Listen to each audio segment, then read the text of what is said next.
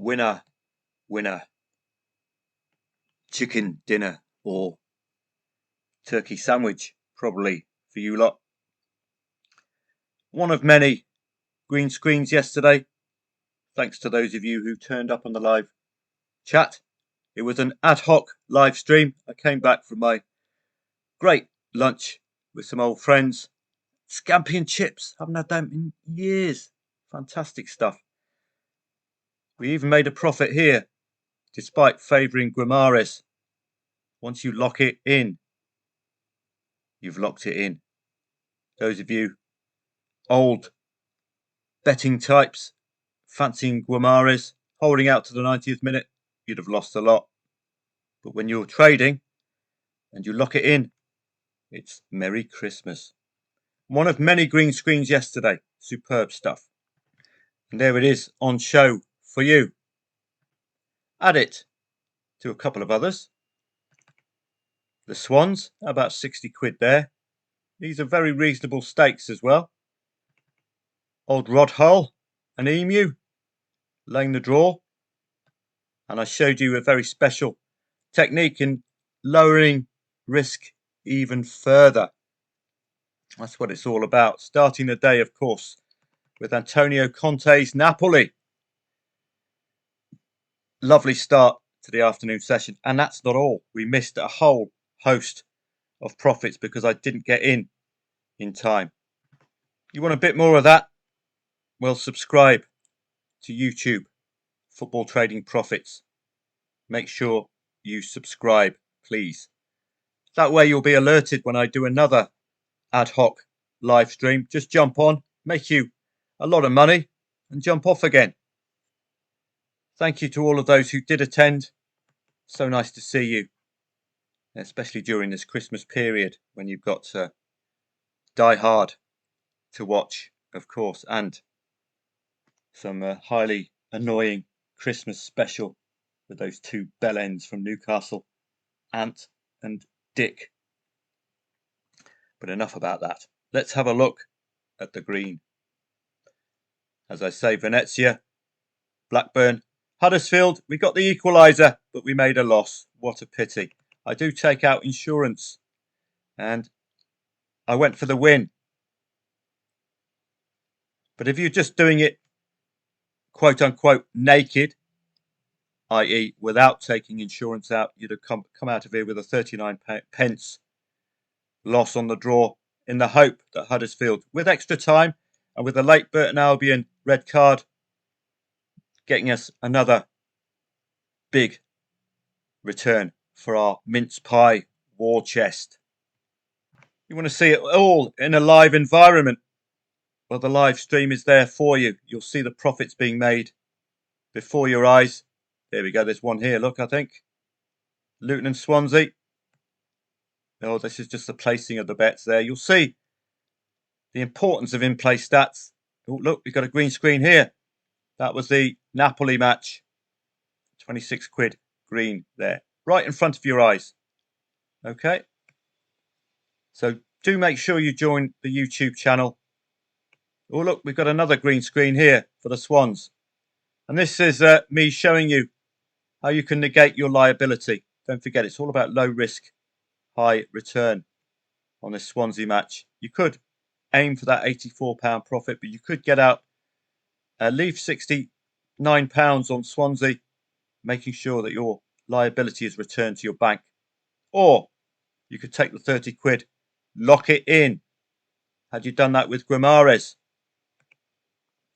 you'd have got out of it because Guimarães were leading. And I didn't even know the final score because I cashed out. You don't need to know the final score once you've locked it in. Whatever happens after you've locked it in, who cares? So the video's there for you.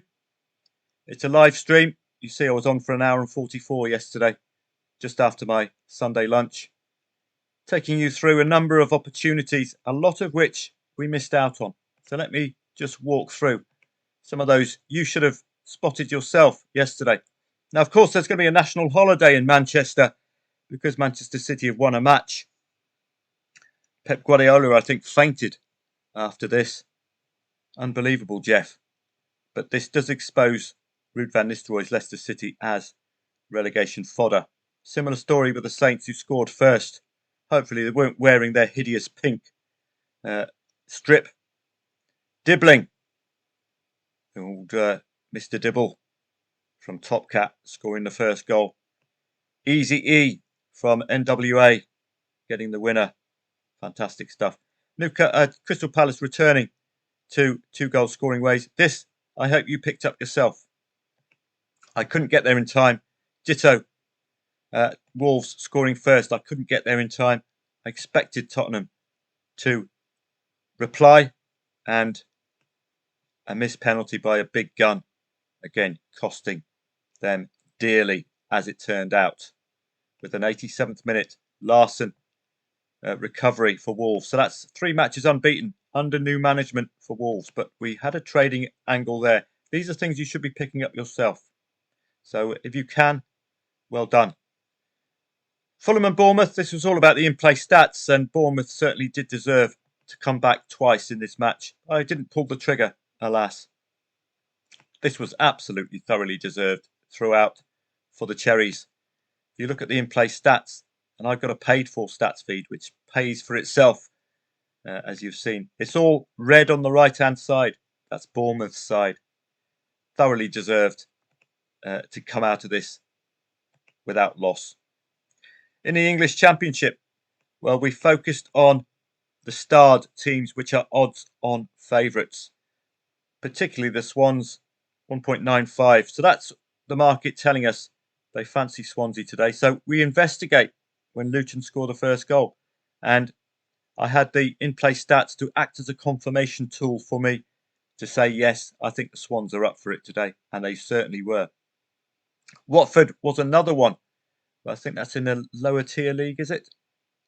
And Coventry, this is just absolutely laughable odds. I really don't know what the Sky Blues fans are going mental about. Fat Frank, he's played the then bottom 3 in his first 3 matches, 2 wins and a heavy defeat. You start meeting a more streetwise team like Millwall, who can keep it tight, and this is what happens. Coventry are going to be in trouble, I would suspect. Frank Lampard is not a very good manager at all. You might as well get Christine Lampard. She'll do a much better job. Or that annoying ex-Blue Peter presenter on the One Show. He'll probably do a better job as well. Leeds United, fantastic goal. If you were watching, it was breathtaking. 40-odd passes. I know the commentator was having orgasms over it. A fitting goal to win this match. You could have laid the draw at some point here, expecting Leeds to come through, but this had a derby element to it as well. But a fantastic performance for Leeds. They are going up, you would suspect. Sheffield United keeping teams quiet, but my main focus yesterday is on odds-on favourites. That's why I focused on the Swans. English League 1, English League 2. I don't think we got much out of that yesterday. Huddersfield late equaliser. I did go for the win because Huddersfield +1 was a little too skinny. Don't forget, when you back Huddersfield +1, you cover the draw. So you're getting poorer odds, but you're getting a profit when you get the draw. In my case, it was a 39p loss, wasn't it? A late Van Kooten red card for Burton had us hoping, with about 6 minutes of extra time, that the Terriers could cross the line, but they just couldn't make it in time. Wrexham and Wigan, I didn't really play that one. Didn't play it much else yesterday. I'm quite happy to leave the lower tiers. This was top of the league, Birmingham, not really scoring any goals yesterday. Like, they didn't get anywhere. Like, they didn't get any shots on target, really. Like, you know what I mean? Like, so not very good for Brum yesterday. You don't automatically lay the draw second half. Do look at the in-play stats, and they just didn't turn up, Brum, yesterday. In Italian Serie A, we started off very brightly by taking on that late draw, and they've got a really good technique now for laying the draw second half. Inspired a little bit by some of John H's ideas.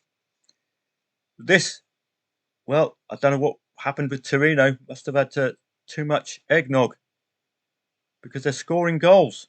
It's normally 0-0. Juve and Fiorentina, as I said to you, and Roma and Milan, derby-style matches. It's very difficult for me to pick a play with these ones because these are two well-matched sides, and it's yet another 2-2 for Juve at home. Is it yet another late consolation? It is. Second consecutive match. Venezia got a 90th plus minute penalty to make it 2-2. The old ladies' fans will be absolutely fuming. 2-2s at home recently for the old lady. Oh, look at this. Venezia. Similar story. Late consolation. 95th minute. Ouch. Oh, that's going to hurt in the morning. And then another one against Fiorentina, who are a solid unit. You look at the amount of wins they've had this season. I didn't really go further down, but I did mention this to members. Sassuolo score shed loads in the second half. Those of you who attended the live stream, I hope you took action on this, because I did flag this one up. Conceding the first goal. They are rock solid, Sassuolo. They're highly likely to be returning to Italian Serie A after just one season in the lower tier. Maritimo and Oliveirense. This is a gentle reminder to you that going into these secondary leagues can produce losses. Oliveirense, bottom of the league. 0-2 is probably the best place to have a play, and you'd have got a reward with that single goal from Maritimo. SPL. Rangers, I actually bailed out. You could have backed Rangers at 6.8, as one member, Alan Kappa, did, and Leigh Motherwell at 1.8, 2-0 up. You'd have been rewarded. I got out, though. I saw a couple of 3-1s in Football 24, and that scared me off, particularly after Rangers lost to St Mirren recently. Quite happy to take a £4 or £5 loss there rather than the potential 40 quid loss. Looking on to today, you might be hearing from me later on. It all depends. I'm out and about with my parents today, picking up prescription for my dad. And I think my mum needs to do some stuff around the island, so I'll be helping them out. But this evening, it's a nice uniform start, about 7:45. Villa and Brighton, well, the market's telling you it's a bit of a toughie. But while I have some time on my hands, let's just take a stroll through soccerstats.com, which is your go-to website at this stage of the season. You saw how useful it was and has been over the last few days. Get to know it, get to use it, particularly now you've got a whole load of matches under your belt. Aston Villa and Brighton. Working our way down. View stats and matches for both teams, or you can work off this initial page if you want, but I'm more used to the head-to-heads. So you work your way down. We can see Brighton are in a spot of bother. They haven't had a win over Christmas. And as you know, they're meeting far too many London teams over Christmas. 4 teams they've met since the 5th of December from London, and they've got nout out of it, apart from a single couple of points, I would say. So you saw the last 2 head-to-heads. So clear struggles for Brighton against London opponents, but how are they going to do visiting Birmingham? All right, mate, Aston Villa, 3 consecutive wins at home, like, it's very good, like, you know what I mean, like. So in pretty solid form, the Villains starting to score again and win at home under Dick Emery. So you clearly, I think the bias is towards the home side. No defeat in 8 at home, 3 consecutive home wins. But there is a both teams to score element away from home for Brighton. They have scored in their last 9 away. So Villa, you suspect, may need to target 2 goals today to get the 3 points. Emery's certainly targeting 2 goals away from home. Can they carry it on at home? It's 9th against 10th. It's a top 10 clash. But Aston Villa at home are looking absolutely rock solid. No side has beaten them. 5th and lower in the league. Brighton, well, they can put in a bit of a good fight as well. Both teams are scoring in all bar 1 matches against the top 8 away from home. A couple of wins as well against Bournemouth and Newcastle United, and a draw against the Arse. So some good stuff from Brighton. It's going to be a competitive fixture, you'd suggest. Look at only 2 defeats against 5th and lower for Brighton as well. Losing to Palace, London team. Losing to Fulham, London team. I've already flagged up the problems Brighton have with London teams for some reason. I don't know why. So it looks a well-matched match today.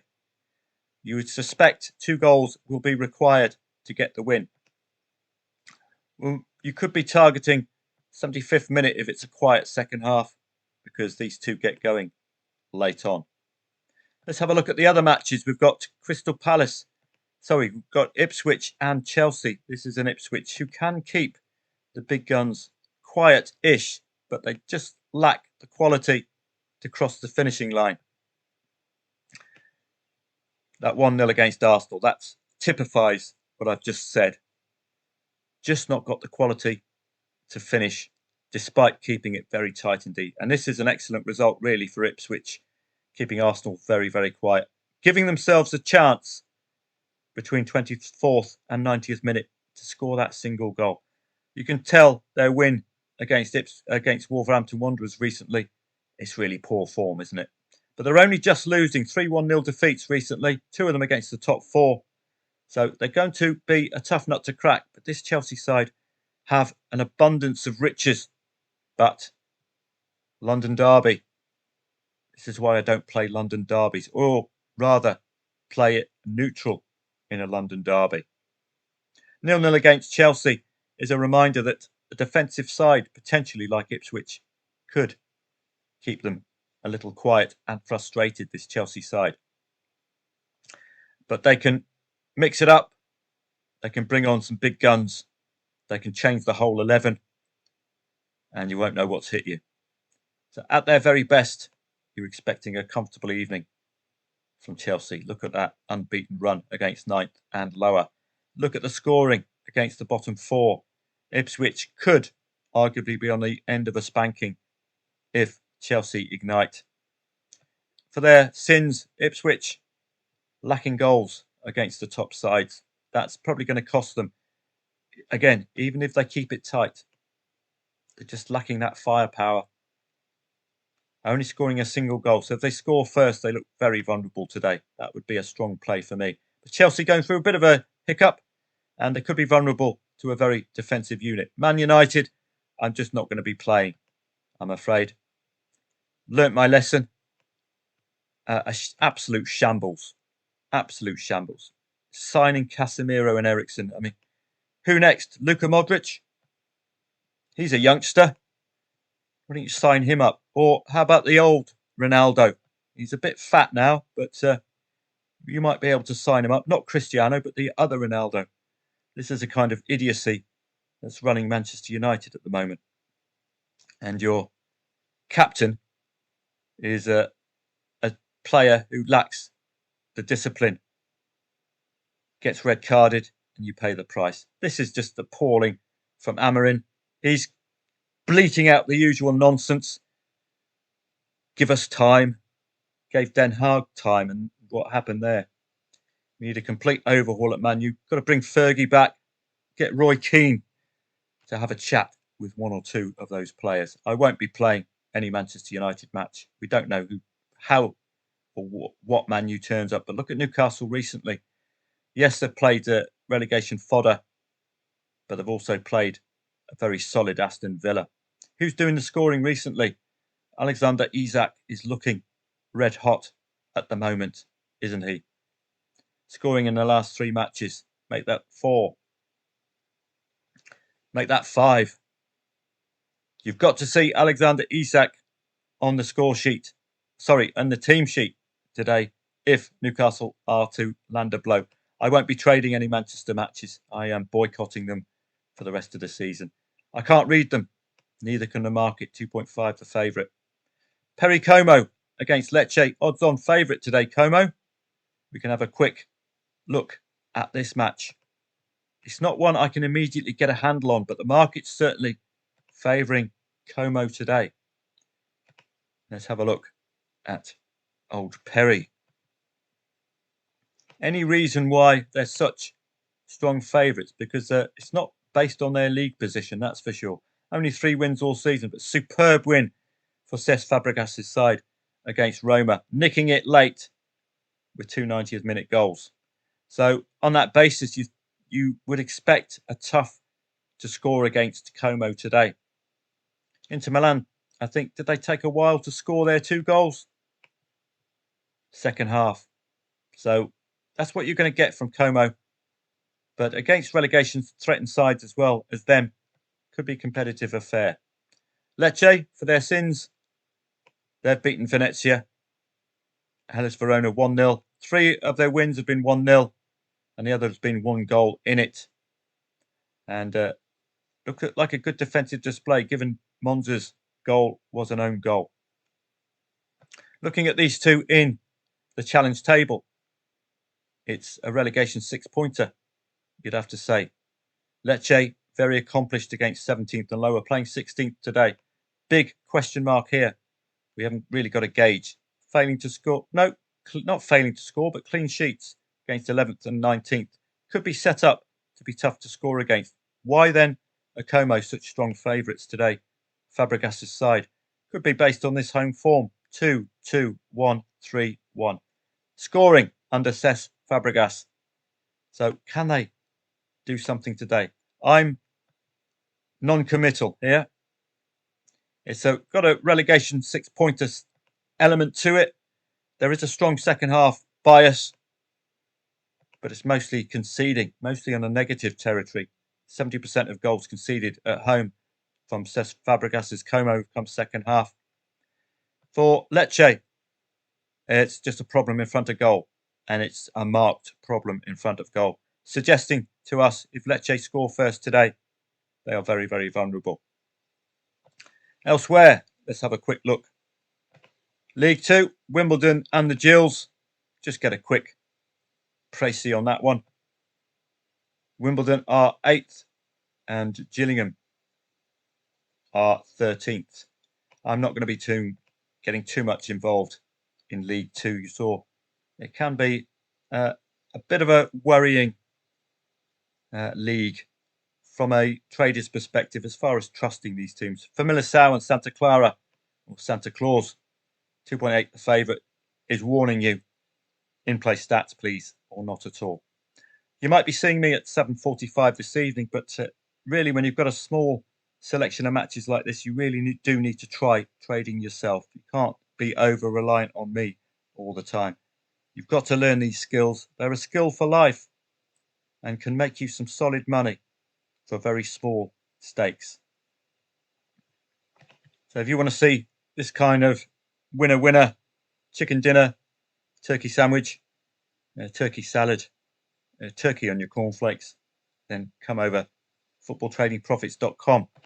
Sign up here, try us out for 2025, coming up with new strategies each day, new strategies to make you money, to make sure that you don't risk too much of your hard-earned if it goes wrong.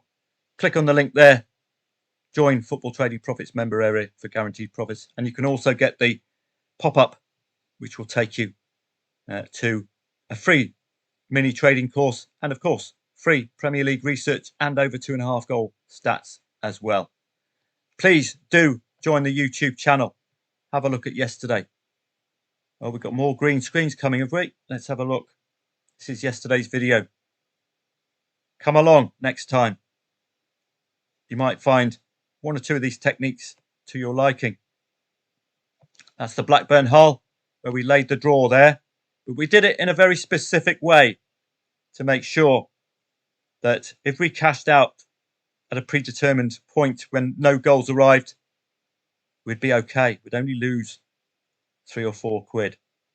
This was another match. This was the Blackburn Hull. And I'm waiting here to lay the draw. By delaying and waiting, you get much better odds and you get a longer chance for the goal to come in. You'll see in the background there in-play stats feeds as well. This is how I read matches. You can just look here. Bournemouth thoroughly deserved their solid performance against Fulham. Rangers 2-0 down. Were they showing anything? Not really. So this is the importance of in-play stats feeds as well. Have a great day. And remember, footballtradingprofits.com, the home of low risk, high return plays. If you fancy a bit of that, come along. Do make sure you subscribe to the YouTube channel at Football Trading Profits. Jump on when I have a next open live stream for everybody.